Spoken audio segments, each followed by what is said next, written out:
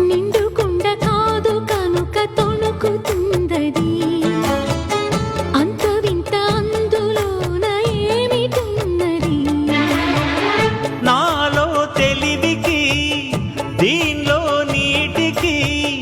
పోలికే గుళుకు గుళుకు పలుకుతున్నది అమృతం లాంటి